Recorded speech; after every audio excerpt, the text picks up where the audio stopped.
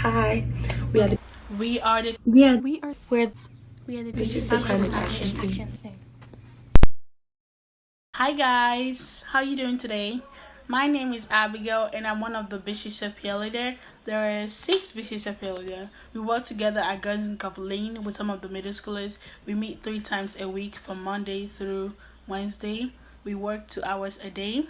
Right now we're working on a project called CPR, which stands for Community Partners Resilience.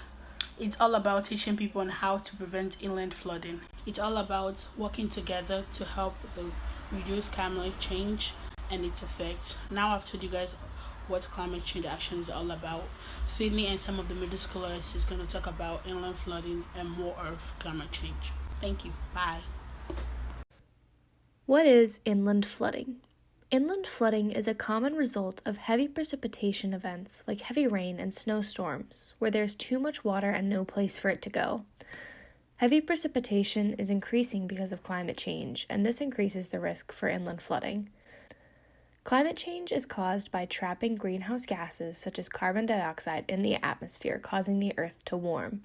This warming changes weather and can cause heavier storms that create and worsen inland flooding.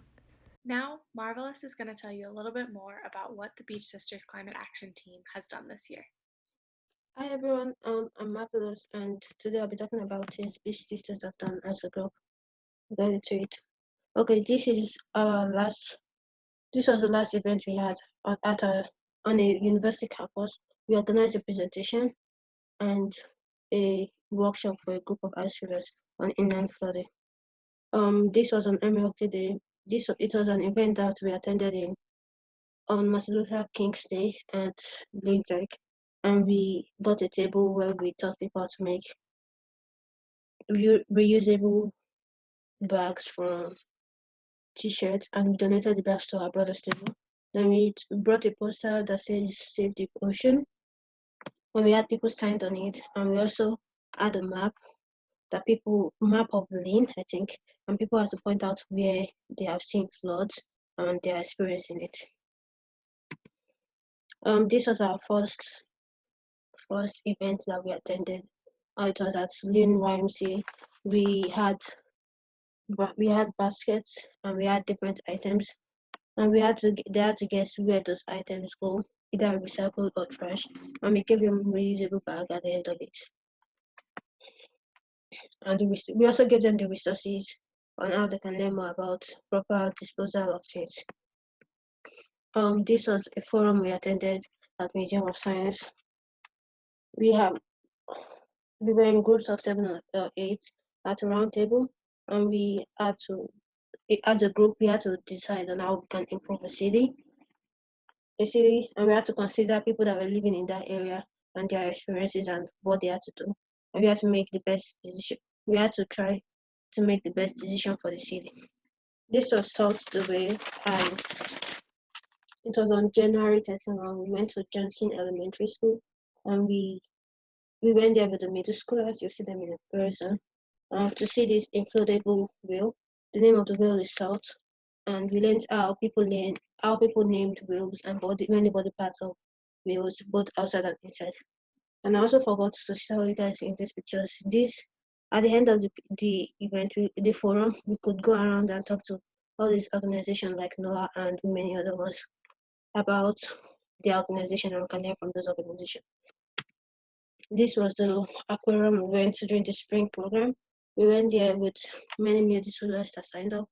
We went there to see many animals and learned about animals and their habitat. We had a training at Girls Inc. with these 4 people.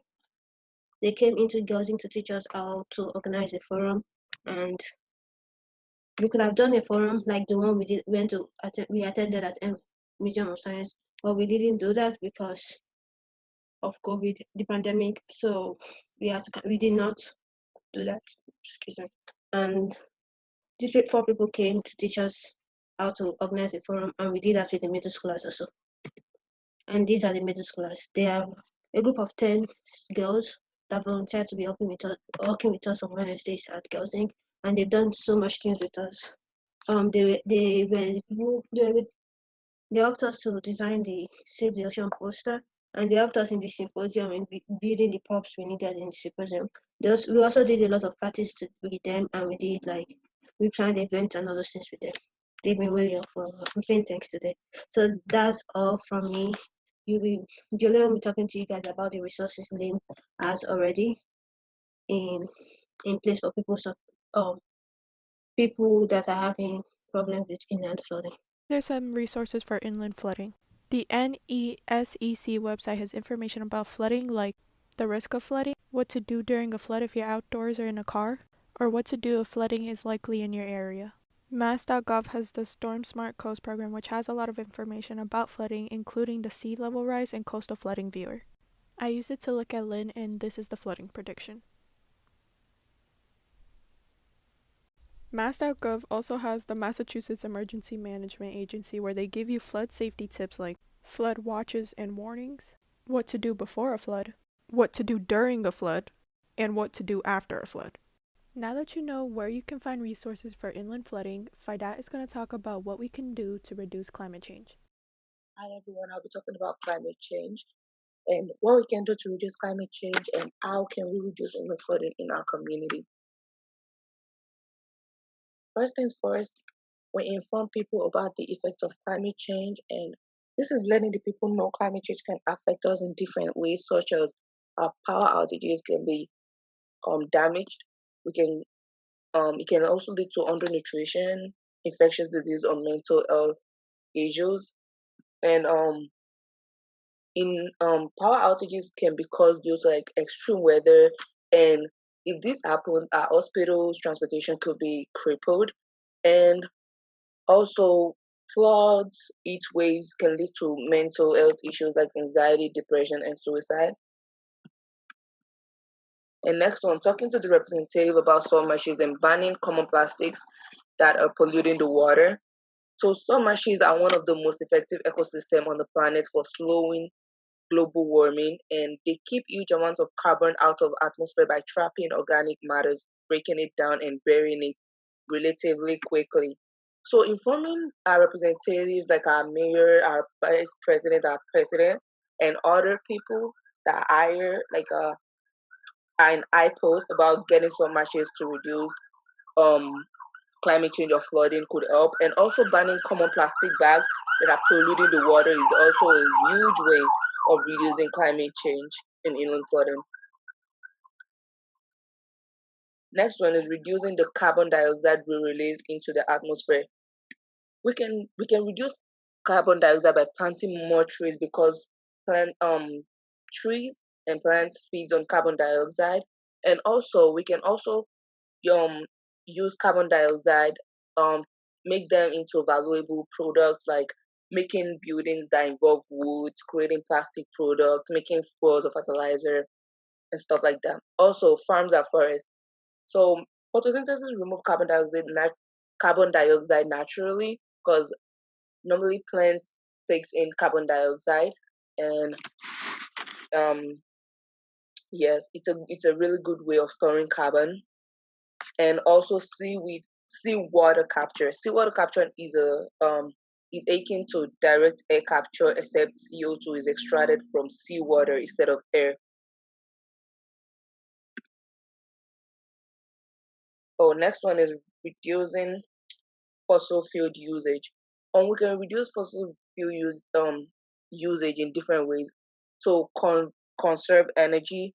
So for people, um we can conserve energy in simple way by like reducing how much electricity we use each day, by turning off lights when a room is not in use, replacing light bulbs with longer lasting fluorescent bulbs, and also running air conditioner when a home is occupied. And also we can also reduce fossil fuel usage by reusing products instead of discarding them. So like a fabric grocery shopping bag instead of a paper plastic. Also, we can also organize parks and beach cleanups. They really help. So how can we reduce inland flooding? So we can reduce inland flooding. So basically, reducing climate change also helps reduce inland flooding. And we can reduce inland flooding by growing more plants so as the soil can absorb the water we use. And also, we can also have more permeable surfaces, and permeable surfaces are like surfaces that are like contain pores or opening that allows liquid to pass through them. Also, we can create floodplains and overflow areas for rivers, and we can create rain gardens or rain barrels. So these are like the pictures. So the first picture is like a rain garden. The second one is a rain barrel, and the third one is like a what a permeable surface supposed to look like, whereby water or like anything that floods can go through it. And up next, we have Muna who would tell us about the Strawberry Brook project. Thank you. Hi, I'm Muna, and I'm here to talk about things Lynn has done for inland flooding. One thing is the Strawberry Brook Project. What is the Strawberry Brook Project? The Strawberry Brook Project is a state-given grant for $112,000 to fix the flooding of the Strawberry Brook system that runs from Flax Pond through GE and is dumped into the Saugus River. It's constantly having problems with flooding during large storms, so they hired engineering consultants to develop the storm resilience plan. The EDIC and Economic Development Industrial Corporation of Lynn, the group that applied for the grant, is looking forward to getting more grants to fix the inland flooding issue. Lynn started developing in the 1800s. To build the city, they filled wetlands and floodplains, which reduced the ability for the city to naturally move water. Now, with the city being so developed with parking lots and streets, the heavy rains caused by climate change are causing us to have all the flooding Lynn sees. Hopefully, the new adjustments to the Strawberry Brook project will fix that. EDIC has deemed the Strawberry Brook project a high priority. I accumulated some links I used to make this PowerPoint that are now in the caption of this video. Lynn is going to come out with a planned survey and a video about the Strawberry Brook project. To get updates and information, the City of Lynn social media and the EDIC website are a great way. Thank you for listening. Next, we have Christiana, who's going to inform us about our Community Partner for Resilience project and our goal. CPR stands for Communities Partners for Resilience, and it's a project coordinated by the New England Aquarium in 3 Boston communities, Chelsea, Lynn, and Hull. These 3 communities are all facing severe risk from a changing climate. This project is funded by a grant from NOAA, which stands for National Oceanic and Atmospheric Administration. The goal of this project is for youth team to work with communities partners to educate the public on issues related to climate change and climate resiliency. Thank you for watching our video. Bye. Okay. 3, 2, 1. Hi. Hi, we We are the are the